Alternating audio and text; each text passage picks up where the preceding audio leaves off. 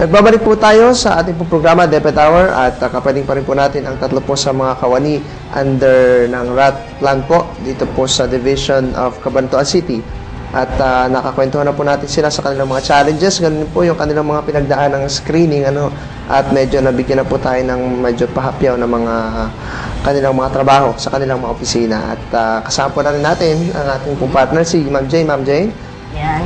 At dahil nga natanong mo na yung mga challenges, ngayon naman ay yung kanilang mga plano para sa kanilang bagong posisyon, bagong trabaho ngayon. Ano po yung mga naisip ninyong isagawa, isakatuparan po kaugnay po na inyong trabaho para sa tingin nyo mas mapadali yung trabaho?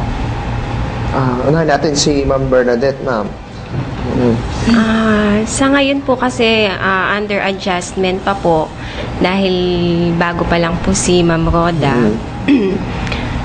Siguro po sa ngayon po i-apply ko po muna yung mga natutunan ko kay Ma'am Eclar. Then kailangan ko po sigurong maging alamin pa po kung ano po yung mga gusto po ni Ma'am Roda kasi 3 weeks po siyang nawala So, hindi pa po kami ganun hindi pa po kami ganun nakakapagsama Tapos ngayon po, under renovation po yung office namin. So, puro paperworks lang po muna yung napag-uusapan namin. Yung mga gusto po niya, hindi ko pa rin po masyadong alam. So, yun. Adjustment pa po muna siguro.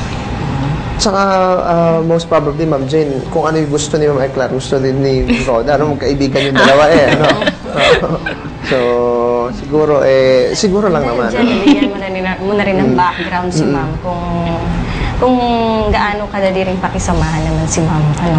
Si Ma'am po, approachable po siya. Hindi po siya mahirap kausapin. Then, nakikinig naman po siya kung ano po yung concern nyo, kung ano po yung gusto nyo sabihin. I-entertain naman po kayo ni Ma'am. Si Ma'am po ay dating dating principal? Dating school head si Ma'am. Ngayon po ay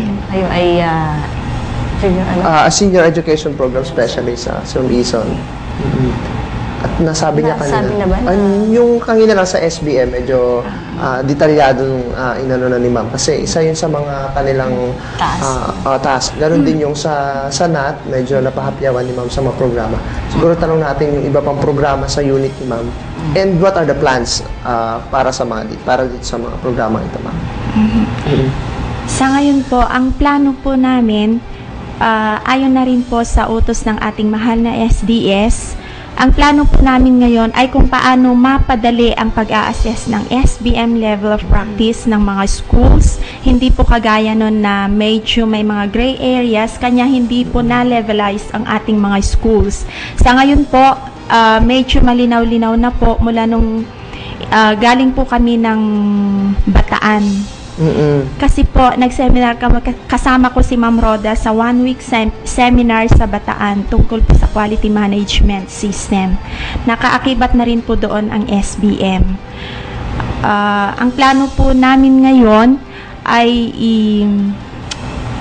sa tulong po ng aking mga kasamahan sa task force, medyo papadaliin na lang po namin ang mga documents na aming hahanapin. Ang importante po yung performance indicators po ng school.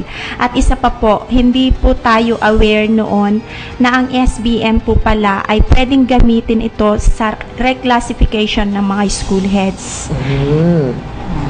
So, the higher the level? Opo, the higher the level SBM practice that you have, yun ay pwedeng gamitin na ma-reclassify ang isang school head. So, kung P1 ka, pwede, tapos mataas ang SBM practice mo, you can reclassify the school into P2. Instant, kung halimbawa lang, wala na pong ibang may mga other requirements, ma'am, kanya lang po. Yung SPM na yon ang parang, kagaya nga nung sabi ni Ma'am Roda, kailangan ng performance indicators po na yun kasi galing na po yun sa central office. Kumbaga, hindi given na po yun na data. Kailangan 50% ng performance indicators ay ma-reach ng isang school head. Kanina pa sinasabi ni ma'am na i-assess. Sino po ang mag-a-assess, ma'am? Kayo po ba sa unit ng school monitoring and evaluation, ma'am? Sa katunayan, sir, meron na po kaming pinalabas na memo under approval po ni Ma'am Roda na andun po nakapaloob doon ang composition po ng Division SBM Task Force na siya kung kasama sa pag-a-assess ng mga schools. Ang pinaka-chief po namin ay si Sir Willie Season. Kasama ang co-chair po niya si Sir Londerio na kasama po namin sa School Governance Operation Division. And yours truly ang kasama, ang isa sa mga members, si Ma'am Evelyn de Guzman, Sir Arvin Flores, at saka si Sir Londerio din, Noel Londerio, Melwin Santos, at saka si Dr. Olalan. Natatandaan ko, Sir Alan, ito pong SBM ay may dimension, di ba? May ibang dimension. Opo. Dati po yata ay mas marami. Ngayon Opo, ay ma'am. pinaunti na lang. Pag-isa. Sa ngayon po, as per DepEd Order number 83 Series 2012, ang SBM na po natin ngayon ay co-compose na siya ng 4 principles. Yun po yung school leadership and governance, curriculum and instruction, accountability, and management of resources. Ibig sabihin, ma'am, wala na po yung tawag na dimension. Ala na po yung 6 dimensions. Pero sa 4 principles po na yun, nakapaloob po yung 6 dimensions. So, medyo konti lang ang revision. So 2012 yun, Ma'am Jane, ano? So siguro parang umpisa din ng ano yun, ano, ng RAT. K to 12 para sinabi ko. K to 12. K to 12, pero sa RAT hindi RAT, pa. this year lang. Oo, parang gano'n. Oo. So Tamang-tama na itanong ko kasi dahil sa department na naka-assign ngayon yung pag-aayos po ng SBM, ng file namin dun sa school. Ako nga alam ko pa 6 dimensions, ano? Oo, yun na. Yung 4 principles na po, sir, tayo ngayon. Principles na po ang tawag ngayon. Opo. Dimension po hindi natin tawag, pero yung content ng mga dimension dati, kinumpress na. Opo. And it's still under the BESRA, no? Basic Education Sector Reform Agenda. At syempre po, yung 4 dimensions po na 4 principles na yun naka-align na po sa rationalization program. And then sa RPMS. Ako? Ayan. Parang Actually, sir, meron pa tayong bagong i-orient sa ating mga school heads. Yun nga pong pinuntahan namin ni Ma'am Roda sa Bataan. Kasama po namin si Sir Arvin. Yung DQMT or QMT, Quality Management System.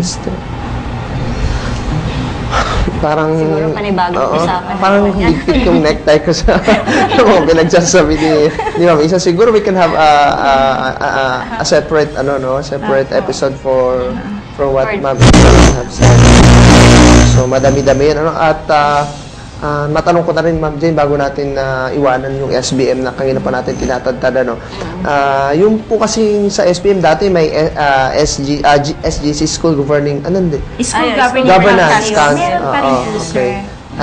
Yung po, may president po yan from the, and the GPT is a separate president. Apo. Oo, ganun pa rin, Ma'am. Ganun pa rin po, sir. Okay. So, kasi yung iba nalilito, ano, minsan, sino yung GPT president na, siya na rin yung school governance president. School Governing Council. School Governing Council SGC. president. Oo. Yun. So, ibig sabihin ngayon po, wala nang burado na ang tawag na dimension. Apo, yung 6 Principles. dimensions, naging 4 principles na po alisin na ngayon. namin ngayon dun sa aming Underpass. Or maybe you can have the workbook o module ni Ma'am, ano? Meron yata si Ma'am. Kasi para Pwede niyong i-download, sir, yung DepEd Order number 83, Series 2012. So, yun Andun na, po lahat. Ulitin po natin, no? DepEd Order number 23. 83. Series of 2012. 2012. Kita mo, tagal-tagal lang pala yun, hindi mo pa alam. Parang, sorry, gano'n. Ayun. So, mostly kasi pag mga ganong principal ang concern, medyo inaano na natin, ano. Okay, so, yun, Ma'am Jane, ang plano ng school monitoring and evaluation And team. meron din po kayong plano na mag-bisita. Opo, ma'am. Actually, nakakasana po yung schedule po namin. Mag-uumpisa po kami sa June 4. kanya nga po, sinabi po ng ating mahal na SDS na per school half day ang gugugulin po namin sa pag-a-assess ng SBM level of practice. Unahin nyo na pong bisitahin si Ma'am J. May schedule po ng school na rin po. Opo. Sabagay, alam naman na rin ng mga school heads yun.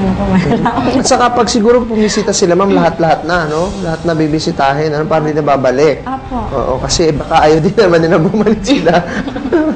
Biro lang po, pero maraming programs under sa unit ni Ma'am Ison, ano. At ilan po ba kayong senior education program specialist? Bali, 4 po, sir. 4 naman pala sila. So, hindi naman masyadong, ano. Saka parang interrelated din yung function ninyo. Tama, ma'am. So, kailangan ng, ano, usap-usap, ano, para maging unified. Yung, May in charge din po sa resources, may in charge sa research, and then sa planning po. Ayun. Human resources din. Ayun po. Tanong naman si Sir Hackett, ano, may plano. Siyempre, nasa ano na siya. Ano ni Ma'am Priscilla Sanchez sa CID. Ano naman, sir, yung plano mo? Pwedeng sa ano, no? Pagpapadali ng trabaho mo, meron ka bang naiisip na innovation? Kumbaga, meron, sir?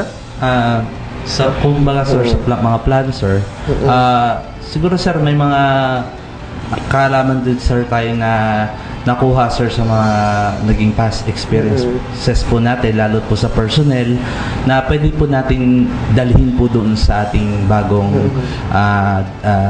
opisina po, station po, sa CID. Siguro po, sir, yung mga plano po, siguro, sir, yung kung paano i-handle, sir, yung mga data, sir, na from PSDS to EPS, sir. Kasi minsan, sir, nagkakagulo, sir, yung mga ano natin eh. Minsan, sir, lumalaktaw agad, sir, sa mga PSDS, dumidiretso agad sa PE, sa mga supervisors po natin. Opo, yun lang po, sir, yung mga ano natin na kailangan, sir, din natin yung teamwork po ng ating ano, kasi bago lang din po yung mga PSDS po natin. Dati po kasi yung mga PSDS po natin is nasa labas. Ngayon po, sir, nasa loob na po sila ngayon. Opo, under nga po ng CID. Yun lang po, sir, siguro. Mas maano, sir, siguro yung pag-uusap, sir, nung dalawang ano, sir, pati kami, sir, na para maganda, sir, yung flow, sir, ng ano, ng ating trabaho, sir. Nangingiti. Parang, naalala ko nun yung bisita natin si Ma'am Bel nung last week, ano. Sa isang opisina rin kayo, Sir Hackett? Ay, apo. Dati po kasi si Ate Bel po, Biertas, galing po siya, sir, ma'am, sa cashier. Sa cashier. Ngayon po, naging bago po namin siyang kapamilya, hinatak po namin siya po doon sa CID po. Siya po ngayon ang secretary po ng mga PSDS po natin. Kasi Ma'am Bel, parang nabawasan po kami ng konting trabaho po doon sa CID kasi nahati po yung mga taong kailangan kong iharapin po minsan, lalo po sa mga travel po nila. Neto pong panahon po natin ngayon, between April to May po, marami po talagang tayong mga travel, lalo po yung mga PSDS po natin tsaka EPS. Pag minsan po nagkakasabay-sabay po sila, medyo nahihirapan po, sir, tayong i-manage po yun. Kaya nagpapasalamat nga po ako, sir, na nandiyan po si Ate Bel po tsaka si Ate Mayet po para matulungan po tayo sa ating mga ginagawa. Nabanggit ko nga si Ma'am Bel, no? Kasi nung tinanong natin siya tungkol din sa mga sa challenge na na-encounter niya, isa nga yun yung paglilipat-lipat ng mga papel.